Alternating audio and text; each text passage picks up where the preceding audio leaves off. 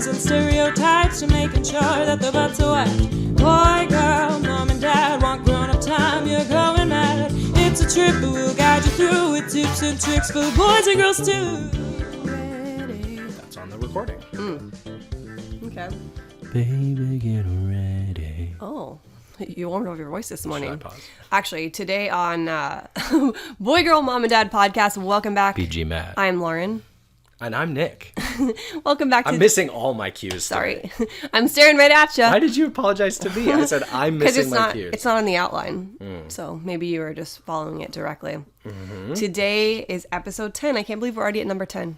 That's a lot. It's double digits. Double digits, baby. That means this episode is going to be twice as good as all the episodes with single digits. Well, I mean, hopefully pressure us. We're consistently getting better. Hopefully. But today we're going to talk about making parent friends / family friends, things like that. So I thought we'd start out with a song, if you want to hold my hand.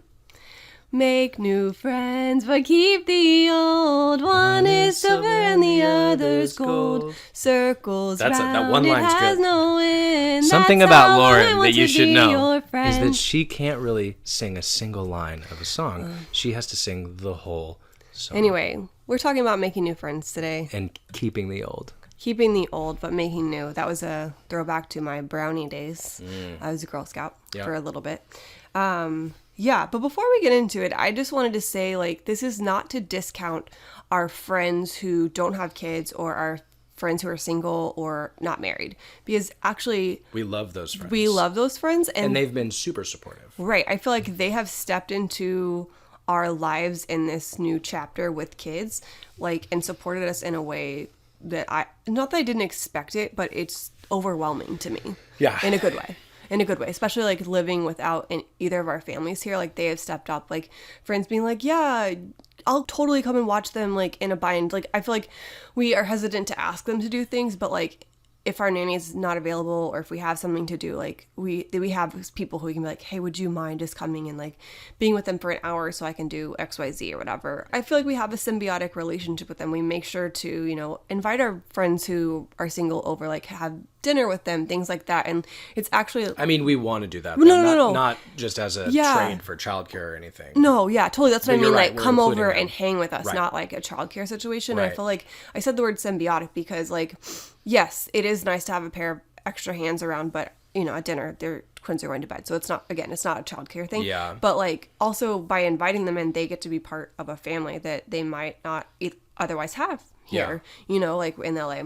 I feel like also our friends have been, the ones who don't have kids yet, have been like almost, aggressive is a bad word, but like almost aggressively helpful. Like they've been frustrated with us for not using them as a resource, not only for childcare, but also just like little things we need to do to accommodate the kids. Like if they're asking about game nights or tastings or whatever else we want to do, their default now is let's have it at Nick and Lauren's because they can put the kids to bed and not have to worry about babysitters and stuff. And like, we don't always do that, but it's just it's an awesome level of care. Right. And I think we are hesitant to do that because we don't want to be like a burden to anybody, but like we're cashing in like a coupon from a friend who gave it to us, you know, a year and a half ago that said that they would like watch the twins for us.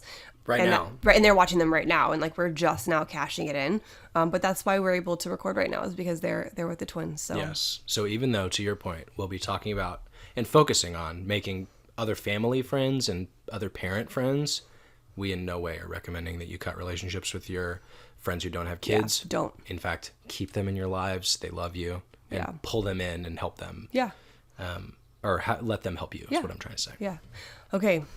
Before we get into the topic, though, it's TIFF time, and Nick is taking this one over. So I actually have no idea what today's TIFF is, so I'm going to be hearing with it. I'm just usually on the other side of this, you know? So here's my TIFF, okay?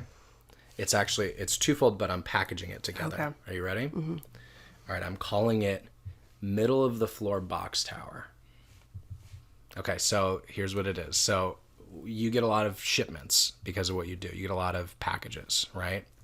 You open the packages and you typically leave the packages opened wherever they are, disheveled, table, floor, chair, usually in the middle of the floor. And when you organize them by the door, which is where we keep our recycle before we take it outside, you know, once or twice a day, I like to nest them so they take up the smallest footprint possible, and you like to pile them. And that is a tip for me. It's tough. What's the second part? I mean, the second part is, it could be its own thing, but it's that to remind yourself to do things like clean up or do a task or whatever, you love to leave things in your path intentionally so that it will remind you to do them. Okay. So like, I'm not saying that you in any way are intentionally leaving things on the floor. I think it's, you don't have the capacity to bring it to the door yet. You're dealing with whatever was in the package, so you put it down, but you put it down in a way that you know is going to be inconvenient for you, so that next time you stand up, you get it and move it, which you do. But it leaves things, like you do it with, clothes and toys or whatever else, like, you need to bring somewhere else. Typically they're in the middle of your path on purpose, which also leaves them in the middle of my path. So can I respond? Oh, please. Welcome. Okay. Yeah. Did you bring an attorney, or are you doing it on your own? Send it to Daryl. Those who know will understand that. If you know, you know. Well, I definitely don't always nest, but I don't feel like you always nest the packages. Sometimes it's just pushing it by the door.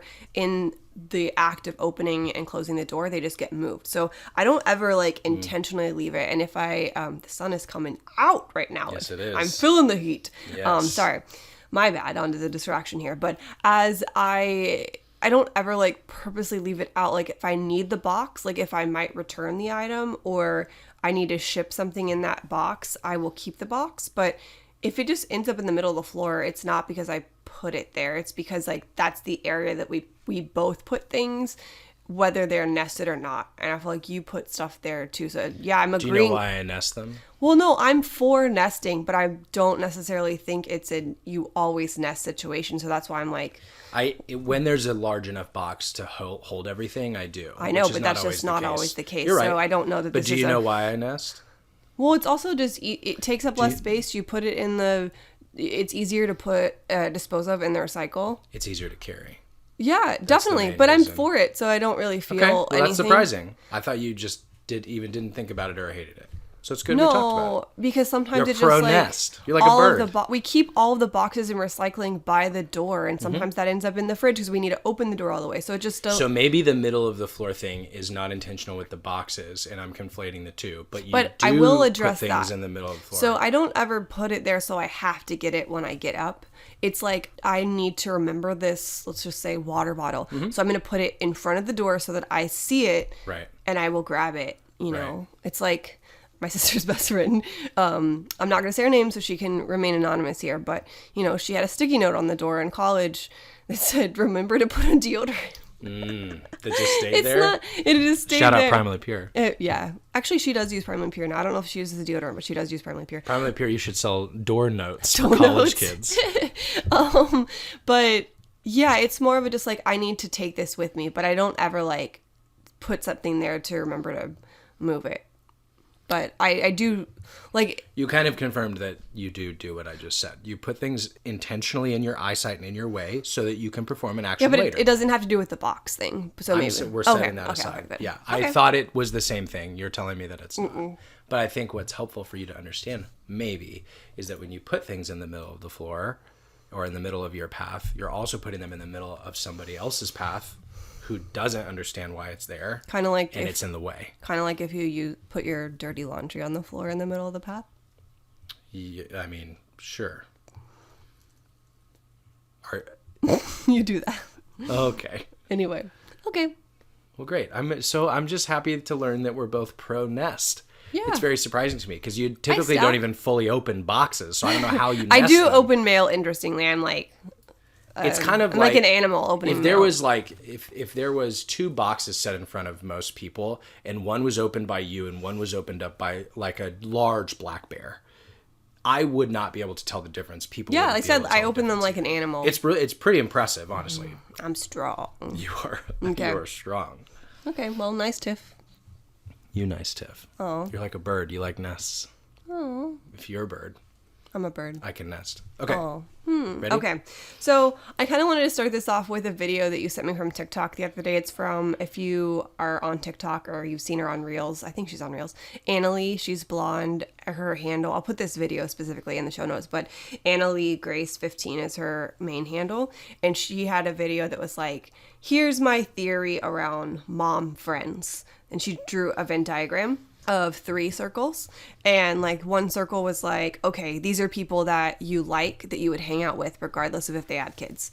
Then there's those who have kids your same age, which is important because like if we have 1.5-year-olds and you have a 7-year-old, we can hang out, but it's not going to be as like beneficial for the kids to hang out. Yep. And then location, which is very big here in LA, just like how far am I driving to see you type of thing. And then actually someone in the comments was like, okay, but what about someone like your spouse gets along with too, like in their spouse, which I agree is a 4th one. So like the magical unicorn friend, you know, is someone you like and want to hang out with, has kids the same age, is in a location near you, and your spouses get along, and that's like bada bing, bada boom, the perfect scenario, which doesn't... The unicorn.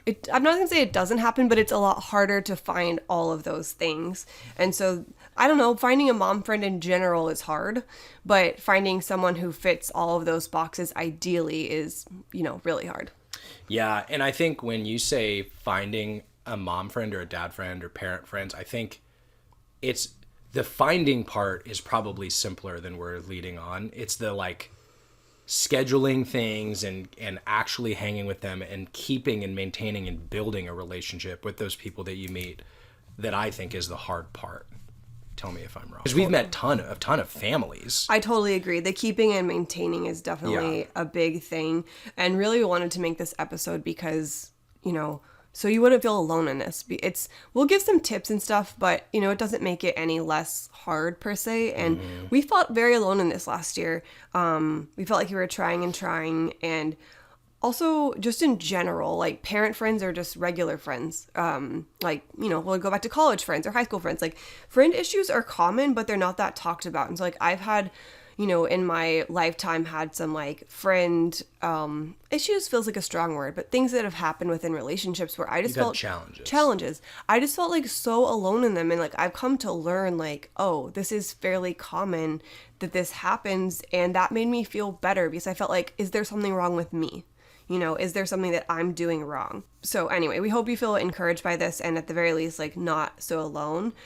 Like we said, making family friends are hard in general, but in LA, I'm not saying it's harder here, but there are definitely challenges that make it harder. Like, you know, make it feel harder. Yeah. Like how far away people can be, like with traffic. You know, I say 8 miles is about 45 minutes, whereas like coming from Dallas area, I'm like 20 miles is 20 minutes, you know, if pending there's no huge backup. I don't mean to correct you, but I think it's a little bit more dramatic than that, just so people understand. Like, for example, where I play volleyball on Wednesday nights is 2.6 miles away, and that's a 45-minute drive on, not even on rush hour, just kind of close to it.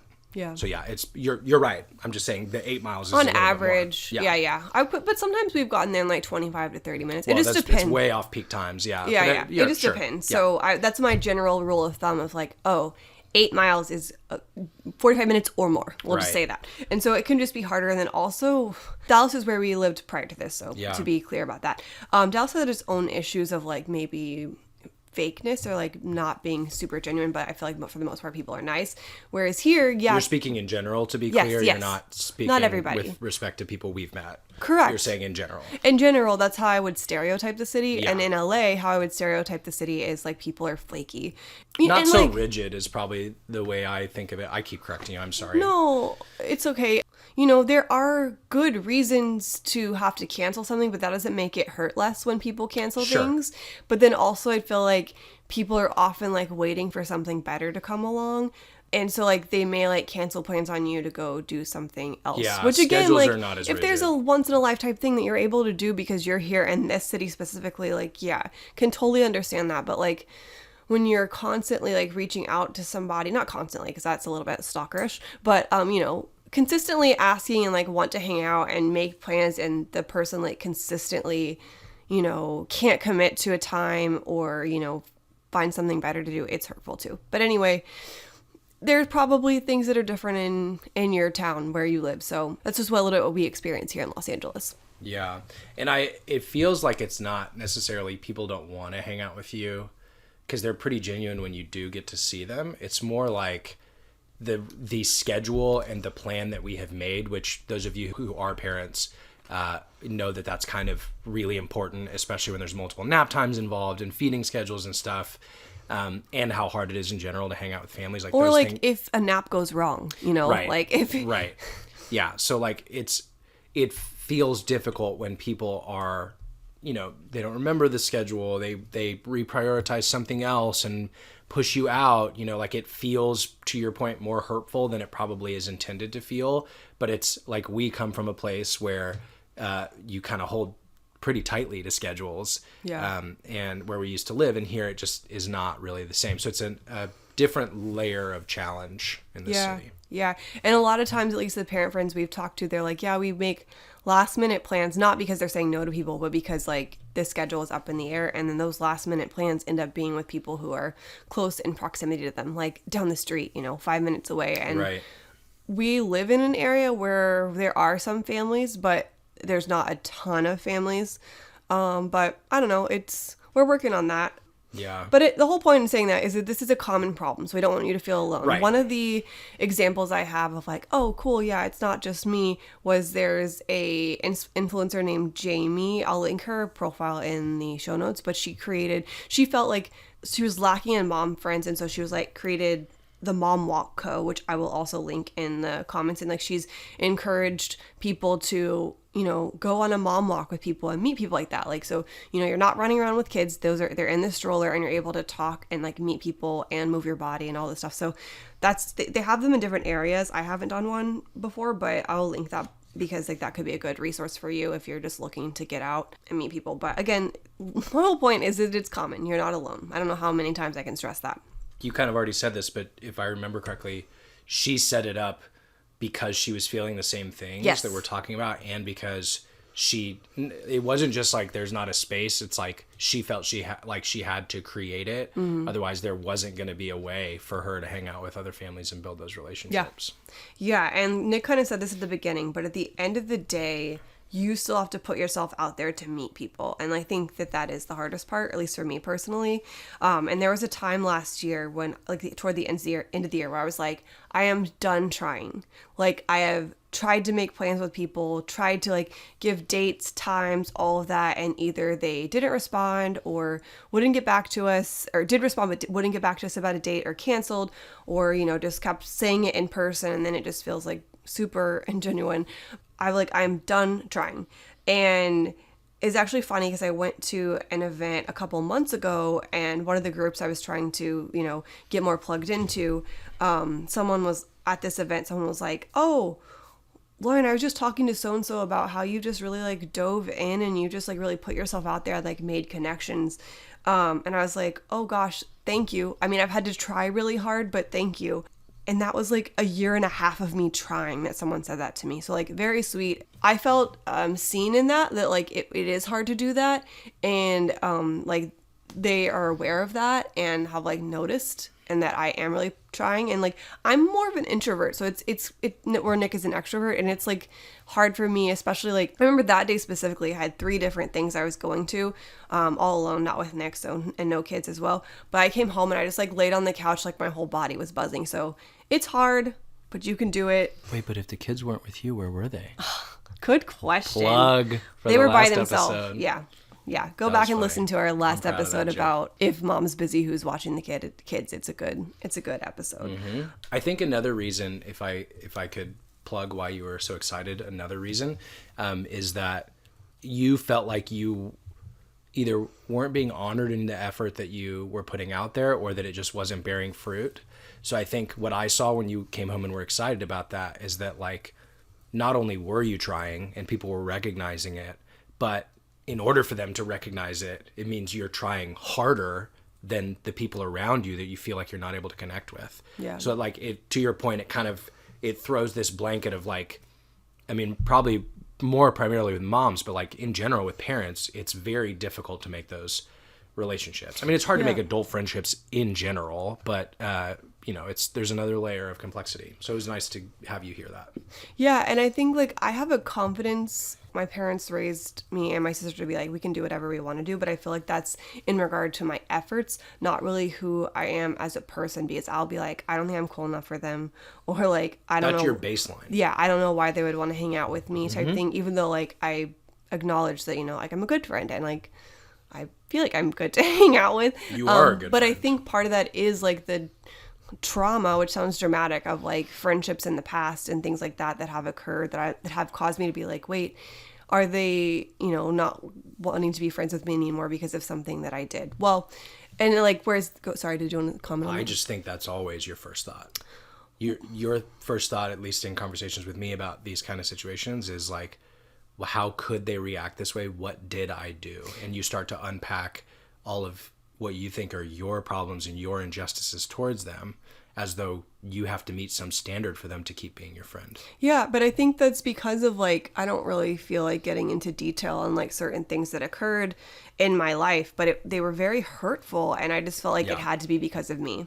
But moving on from that, because sorry, like that's justified. I know you don't want to like dive in. Based on those situations, it's justified, but I do think it's worthy to call out that like, if you've already mentioned you're a bit of an introvert, right? And I think you have some imposter syndrome as well, professionally, based on your skill set and what you've been able to do. You don't love talking about that because you don't feel like you're worthy. I know a lot of other people have that same thing. It's not something I struggle with, it's something you struggle with. So like that to me is a layer of complexity on top of the general difficulty of making a parent friend. So like you're making an effort as an introvert to go to these things, which is great. You're being recognized to go to these things and you're able to make connections. That's great. But while you're there and it's uncomfortable for you to be there, you also are starting from this baseline of like, I'm not enough. I'm not cool enough. I'm not whatever enough. So like, it feels like you're bumping up against like multiple walls instead of just it's hard to make friends wall. Yeah. And not trying to insult you. I'm painting that picture. No, in the same vein, but also differently. Something I've done in the past couple years, just because I feel like friendships changed after having kids, like specifically those who don't have kids, like those type of relationships changed. And something that I did, instead of being like, woe is me, so-and-so won't talk to me or something like that with a current friend, I tried to look inward and be like, okay, is there something that I could have done differently? Is there something that I could have done that was hurtful?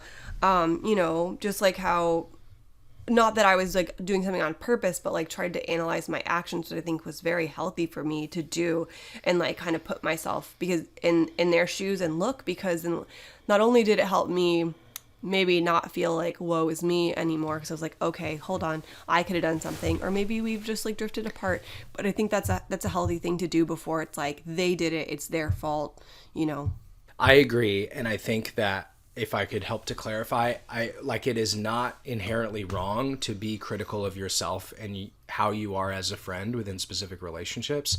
I think where it becomes difficult is when, like you kind of mentioned this transition where when you were introspective in that way in the past, you were looking for the flaws and the problems in yourself and trying to assign negative value to those as though you caused the destruction of the relationship or the difficulty you're going through. But now, as you're mentioning, you're looking into the same things, but you're thinking, okay, how can I improve? How could I have done better? It's more of a positive critical lens as opposed to a destructive, like, woe is me, I'm terrible, I'm not worthy lens, So like the digging deep is not the problem. No, it's healthy. Yeah. Yeah. I know you're saying this. I'm restating. It was just a different type of digging deep. Like instead of picking a scab, I was analyzing it. I don't know. That probably wasn't a good analogy. On it. Sorry. You picked a good one. So anyway, we wanted to share like some ideas for you to maybe meet mom friends, parent friends, dad friends, whatever. And just as a reminder though, you still have to do it. You still have to talk. That's again probably the scariest part for me, like I said, just because of like past trauma, but also something that was different in LA compared to Dallas for me. And maybe it's also just because as I've gotten older, but like the Dallas event space, like influencer space early on was just not, I don't say not kind, but it was just maybe a hard place to be. I think that really burned me as far as like self-confidence. I felt like going into an event, because I've had like girls be like outwardly mean and rude, or like I've witnessed it from other people to other people, or heard about it and all that stuff. And then I come here in LA, which you would think would be, I think at least, would be a little bit harder going into the event space, or to an event with like influencers and, you know, celebrities and things like that. But it's actually the opposite. And like, I feel like I've had a renewing in me of like, oh, I can do this. Like, these people like genuinely are here like to talk and are interested in things like that. I've been to several events here. One was like an Amazon event, and I was like, wow, this is very different than attending this other event space I'm not going to mention, or just even like other clubs and stuff here too, where I was like, I did a really good job and I stayed the whole time and I talked to people and I met new people, when usually my bar is like, okay, I met one new person today. I feel like your bar is, I went. Yeah. I was seen. The joke is that I like to bring Nick to events whenever I can. Well, I genuinely like being around you, but also when I bring Nick, I don't ever have to worry about there being like a silence or like worried. Like, I don't necessarily do well just like walking up to somebody and introducing myself, because again, I'm like, why would they want to talk to me?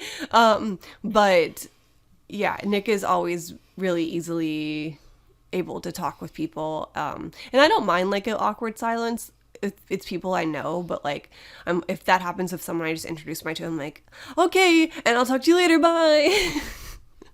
So you're very sweet. Thank you for saying that. I do have a level of comfortability in those spaces. But to make sure that we don't just lift me up too much, there are difficulties with me being so optimistic and so outgoing that I don't typically see the few times, less often than we would expect.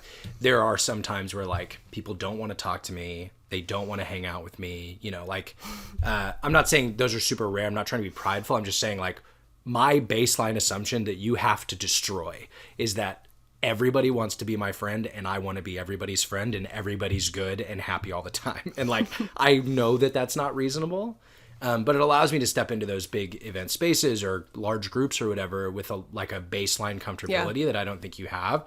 But in like, I'm able to help you pull into those spaces, but you're able to help bring me down a little bit when it's like, hey, this person's pretty clearly signaling that they want to hang out over here. You know, like, it's okay to step to a different group or go away from them. Yeah. So my point is we need both of those perspectives. We balance each other out. Yes. Okay. So anyway. But keep bringing me to events. Oh yeah, I'd love to. I love to. With childcare, I would love to. I'm a good like mediocre looking arm candy, I think. Oh no, you're like great. I don't fall in the background, but I can talk. You know, like I'm in the middle. You've got a great personality. Thank you. And you're cute. I'm wearing a cool shirt today. I think that's an improvement. I love that shirt. Yeah. I'll link it in the show notes for you. It's a great shirt, and guess what? It's from Amazon. I'll put it in there for you.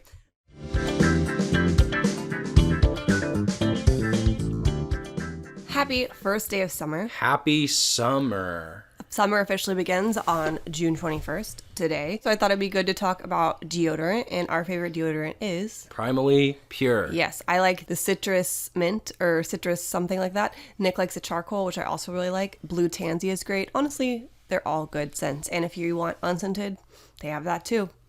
You can try them out for 10% off with code. That's BGMAD. Yep, there you go. And it's on every order, not just your first. If Primally Pure did a collaboration with Scrubs, they could use the flavor Orange Goo Goo. That's the smoothie flavor they had across a bunch of episodes. Little nugget of knowledge for you. Yeah, Take that, Primally Pure. If you didn't know, Nick's favorite show is Scrubs. So yeah, anyway, use code BGMAD for 10% off. BGMAD. Try the deodorant and let us know what you think.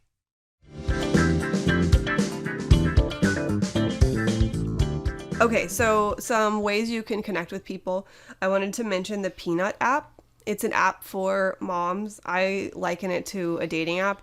I did this when I was just so desperate. I did this in 2022, or maybe it was like when the twins were 3 or 4 months old, or maybe 6 months. I don't remember, but I did this and then I stopped because it's actually a lot of work. And I remember texting one of my friends and being like, hey, dude, is this what it's like being on a dating app? Because it's exhausting, because it's essentially like you swipe, you can see like they put a picture, so you see what they look like, and then they put like the kids they have, interests, things like that. And so you can swipe yes or no. And when you both swipe yes, then you get a connection. But it's also weird. I don't know how it is on dating apps because I've never used one. But you have like 24 hours to respond, unless I think you upgrade to the premium one. But then like you talk to people in the messaging center, and sometimes people are just boring, or I'm like, you didn't even try with that question. And like, I tried to ask questions, about them, or, something that they listed in their hobbies or something like that. And some people would just like ask random, like, I don't know, I can give grace, but it was just like the rest of the conversation with those people who didn't even try. I'm like, no, we're not gonna get along. Not that we wouldn't get along. I don't know if I would enjoy hanging out with you, but also it just was like a part-time job that could have been a full-time job, just like responding to a bunch of people, and you're trying, literally it's a dating app for moms.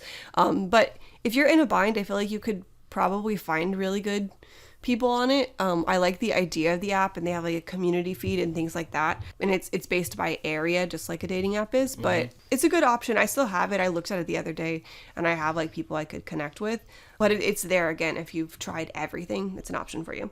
Another area that we've been able to meet people and connect is church. They have a kids area, and then you like meet people in the drop-off line, and then if you like, we've started to serve in our like kids area, so we meet parents there, and like we've been able to do like outings and things like that. So it's a great way to connect to people as well.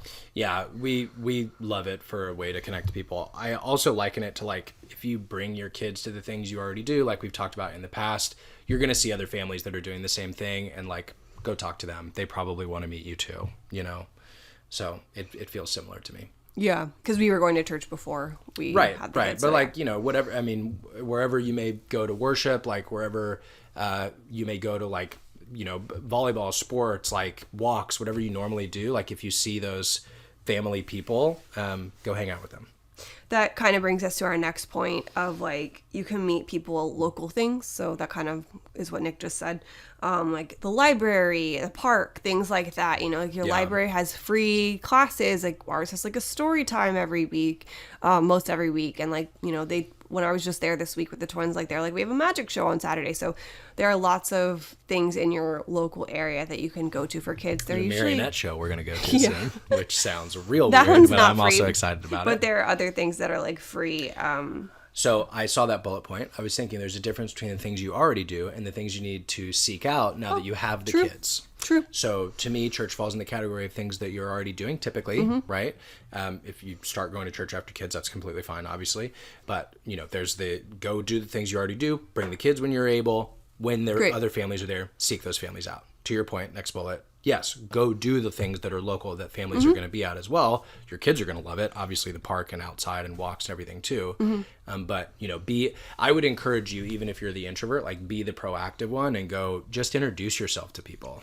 You would love it. My assumption here is you would love it if other families are like, oh, how's it going? Like, how old is whoever? Well, and have those conversations. You'll be able to find out if they don't want to talk to you, but I'm sure they probably want to make more family friends just like you do. Yeah, I had a nanny when I was at the library. She was like, are they twins? And I was like, yeah. And she was like, they're twins too. And so then we started talking about like the age that they were. And so I think if you have twins, like, that's a really good icebreaker. Super easy way of like, are they twins? And you can connect immediately with that specific thing. But there are other things you can connect on, like, oh, my baby has the same clothes, or like, we loved that pacifier, or like something like that. There are easy ways to like notice, and I'd say usually people will, like respond to you. Do you remember what annoyed you about me talking to people before we had the kids when we knew we were going to have them? Yeah. It wasn't a real annoyance, but was it about when you were asking people what they liked and they had a singleton or one child, and so I felt like... No, it was the equipment one. I would start asking people about their strollers before we had picked strollers, remember? Yeah. And we didn't have kids yet, and you thought it was super weird. No, I didn't think it was super weird. I was like, you can ask them all you want, but their opinion, it doesn't matter. It's not applicable to us. I understand, but my purpose was mainly to meet the other families. Oh, I didn't know that. I thought you were genuinely interested in Well, the I was stroller. interested in both, but I'm focusing us on the subject we're talking about today. That's another way. You don't have to be annoying, but just like, if you've got kids coming, like that's a completely natural thing to say, like, oh, do you like that stroller? We've got twins on the way, or we've got kids on the way, or whatever. Like, people, I'm sure we'll talk about it, but it's also, that's a way to connect. That's not just feeling uncomfortable, maybe. That's my right point. And you would always, if you saw someone with a kid, you would like ask how old they were, and then you would subtract out like how old the twins were. So if they had a 5-year-old and then we have a 1-year-old, you'd be like, oh, you've got 4 years of advice you can give me type thing. So that's like one of your go-tos as well. You gave my joke away. It's not even it's not even a joke. It's like an easy way. Like that's, again, half the battle is like speaking to someone, at least for me, and like figuring out what I'm going to say, if it's like, at least like at first. And that's an easy way to break the ice. Well, I do like that one because it elevates the person you're talking to, and it lays down like a baseline of respect. You know, like I realize that the person with the 2-year-old kid that I've met, they know a little bit more than I do, and I'm assuming they do. You know, they've been through more stuff than I do. So like that's my funny way of saying like, oh, how's it been? Or what are you struggling with? What are you pumped about? Like, what should I look out for? I don't know. Like it just sparks so many other questions that get into getting to know that person, that like 9 times out of 10 people answer that question. Yeah. And I mean, I kind of already said this about, I guess would fall under the things that you do before, but like we would take walks around our neighborhood. Yeah. And like we actually met, they moved away, but what's how we met like one of our family friends in our neighborhood is because like we would go on walks. Yeah. It was first like our dogs were friends, but then like we realized that like she was only I think 2 weeks ahead of me. And, you know, we were able to have one play date before they moved, but that's just like an easy way. Like, I feel like when you get a dog, that's an easy way to meet people. And like when you get a baby and you see someone with a baby as well, like it's honestly just like a quick icebreaker too, because you're like, they're new at this, I'm new at this. We both have a new thing in our stroller. And it's like an easy way to connect for the most part. This is a completely random thought, but just like if you're a dog owner, whether you have kids or not, like if you have kids, you probably already know this, but like make sure you treat the kids the same way you would any stranger with respect to your dog. So like you're asking if it's cool if the dog goes up, make sure your dog is like well trained and behaved and everything. If they're going to be around any people, it's obviously more dangerous and more sensitive around kids, but just like be aware of that is my point. Yeah, and also on the dog note, like whenever I was pregnant, Dino changed, or it's our dog, he became more protective of me around like other people. Like he knew I was pregnant. He's a 100-pound Great Dane for context. Yeah. A little more than 100 plus pounds. Yeah. He's big. So just, it affects your animals as well. Okay, another way you can meet people is just like have friends who can connect you. So like we have a friend here who she was like, I have a cousin, he lives in the valley, but he wants to come to the beach, so let's plan a beach day. Yeah. And then y'all can hang out because they have a baby, y'all have babies, you know, they don't really have any friends, family friends. And so just have someone basically, it's like a blind date, but for families or moms or whatever. And again, intent is not to replace your friends who don't have kids. It's to add to your group of friends. And I think just because it's that, I guess we haven't really touched on this yet, like it's important to have parent friends. Yeah. Because they're people that you can lean on going through it in real time with you, real life scenarios in today's day and age that you can, you know, I love my friends, but like they don't. There's a level of empathy. Yeah. That is and there. Specifically, I feel like it's even harder for me, not that I don't like having friends. I'll take any mom friend at this point, but like twins are just a different ballgame, and it's a lot to understand when you have 2 kids the exact same age, specifically in this toddler age. It's a lot. And so, you know, I would love to have that. But, you know, at this point, I'm not I'm not picky. I just want to be a friend. Yeah. Not to sound desperate. But that's an option. And then another option to meet people are just like local clubs. So these might not be free. So that's why I kept it away from like local things. But a Facebook group, there's usually Facebook groups for this type of thing. If you're a twin or have multiples, like triplets or so on, there's usually multiple clubs. So like we have here in LA, we have the Parents of Multiples Los Angeles.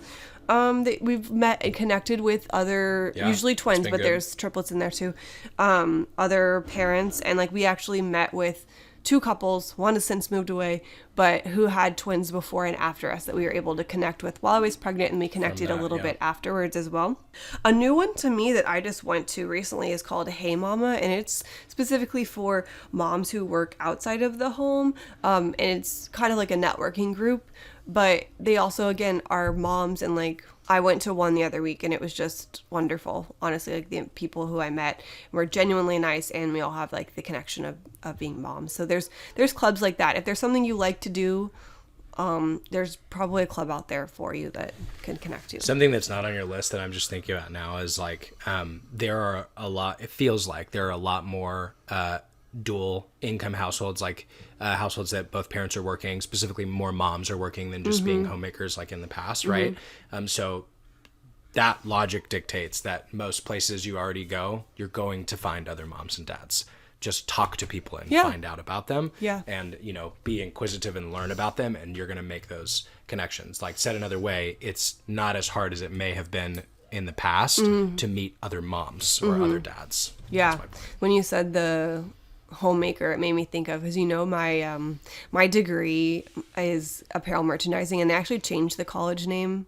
But it was The college for my specific major was the Family Consumer Sciences, home economics. Yeah. So that's actually my major. You can just tell people you're an economics major. Oh, that would be accurate. Economics was rough for me. You have a degree from a school of economics. That is a factually true. I have a science degree. I did take textiles. I'm going to tell made people an you're A an in economist. advanced. I'm going to let them fill in the blanks. I've read My The wife's Economist. an economist. I made an A in advanced textiles. But anyway, last but not least, when we were talking to our nanny about this, she was like, because we've actually mentioned like parent friends and like having this issue in the past. She was like, guys, if all else fails, you'll meet moms or parents at preschool. But I feel like preschool's far away. It's not, but it is. And also I'm putting off looking at them because it overwhelms me about where they should go to preschool. But you'll meet parents at school. If you were to measure my level of excitement to be a preschool or school dad on a scale of 1 to 10, what number would you want to be a give it? homeroom dad? And that's not what I'm asking. I'm saying just excited to be a dad of kids in school. I don't 1 know. to 10, what would you give me? I don't know. 1,000 is the answer. Why? I'm so excited to be a dad, like a school dad. Yeah, Not like necessarily. I think I will participate. You mean a I'm just homeroom saying- dad? No, I don't think you're understanding. Oh. To be around the school for any event because I have kids there, it's just. Do you know another, what a homeroom mom is? Is that what? Well, that you're talking about like participating. I feel like we're like diverging what I'm Okay. trying to say here. So that you're talking about like participating and serving and like. Like you would go and host the Valentine's I party. would do that kind of Okay, stuff, but okay. that is not what I'm talking about. Okay. What I'm talking about is like I have kids at the school, so now I have all these different ways to meet people, okay. families, Okay. I other understand. kids that my kids could be friends More with. people like, for you to talk to. It's just another bomb of people that I get to meet, and I'm so excited about it. Oh. So 1,000 is my You answer. wanna- so you're and yes, saying- I would be a PTA dad or serve or do whatever else. I'm not saying I wouldn't do You that. wanna be That's PTA not what president? I was asking you. No. And also, our rule is for you that you are not allowed to what? This is a rule that she agrees with and that I am not imposing. This What has positions nothing are to you do- not allowed to hold? This has nothing to do with our conversation. What positions are you not allowed to hold? There's 2. I don't know. Tell me. PTA president. PTA president. We never talked about that. You're talking that's the about same HOA. thing. HOA president and PTA president. Why? I guess PTA president's a little better. No offense to all you presidents out there. He's saying that about HOA because I'm like, oh, they've got a. You would hand Portico out that's citations left and right. Anyway, No. Yeah, these people don't even know me in real life. They're gonna think I'm weird. Then they're gonna want to be my friend because of the No, things you're that not saying. weird. You're very particular, and that's great. No, that makes me sound really weird. No, particular's good. No, I'm just like a type A. I'm an Enneagram 1, and I'm like, I don't understand why we can't follow rules. If the rules Here's a are there to citation. be set. Whatever. I would be in the PTA. Yeah. Okay, cool. You can be in the PTA. If you were president, I would still be in the PTA. My mom she was the teacher appreciation chair, and so she got to make all the cute little things to put in teachers' boxes. Like, She'd be good at that. we're jolly glad that you're a teacher and like have a Jolly Rancher. They were better than this. They're like, That's good. out of all the fish in the sea, we're glad you're our teacher and like you got goldfish or whatever. Yeah. Do you see a little bit more into why I am the way that I am? A little. I think that's it. We hope this helped. We just, again, didn't want you to feel alone in this. It's easy to feel alone as a parent, Yeah. especially if you have families that don't live near you, which is a lot of people these days. Yeah. Immediate family, you mean? Or Yeah. yeah. Well, Because we're talking about families. I was just clarifying. cousins, aunts, Yeah. uncles, Yeah. and you know. What we're just talking about making family friends, so I was just separating the two. Oh, thank you. Yes, that's what I meant. Friends who have Like a family. genetic Yes. family is Yes. what I'm talking about. And to bring it back to the friends who don't have kids, in no way is this an exclusive discussion about you. We, again, want you to participate with us in raising these kids. Like, we love that our friends who don't have kids are so kind and amazing around them. Like, our kids have a ton of other aunts and uncles around because of those friends. In no way are we saying, in addition, like, to lean away from your friends who have kids. Like, feel like you're being annoying offering things, because like them saying no is them trying to protect. Like, I don't know how many times we said no to people helping us because we didn't want to burden them with taking care of the kids. Yeah. You know, which is a thing that we have to work through. But like, point being, keep asking. They're going to use you and they're going to love that you've tried to help. and that you're helping. Yeah. Yeah. And then also Nick has said this before, but like if you're a friend of a twin parent, give them some extra love. Yeah. If you're going to do play dates, walk with them when they're chasing around the kids. They don't get to sit down a lot. Just give them some love. And the last thing I think we'll leave you with is just keep trying. Keep asking. You can take a break, but get back to it. Get back up. We're still searching, so also, if you want to be our friends, let us know. We are accepting applications, and the acceptance rate is 100%. So there's no criteria. We'll cook you dinner. Yep. Lauren's a great baker. We'll bake you some stuff. Yep. We got great bottles of wine. Yeah, if you don't drink wine, we can make you coffee. If you don't drink coffee, I drink tea. We also have water. I can make lemonade. Yeah. Yeah. We give great high fives. Oh, yeah. There's a... Crisp. Want to show them? That wasn't that good. Oh, man. There we go. There we go. Opposite hands. Try again. Problem. Yeah. All and right. remember, this is for you and everybody. People do want to get to know you. You have value, and people want to be your friend. Don't sing to get distracted. Hear what I said. Hear what I said. Do you hear what I said? I did. People want to be your friend, and you are worthy of being a friend. Oh, thanks, babe. Step into meeting people knowing those things. Yeah. Thank you so much for listening. We are glad that you're here. Bye. Bye. Go make friends. Thanks for going with us. Or make us your friend. Bye. Boy, girl, mom, and dad gotta wash those butts together. It's a trip, but we'll guide you through with tips and tricks for boys and girls too.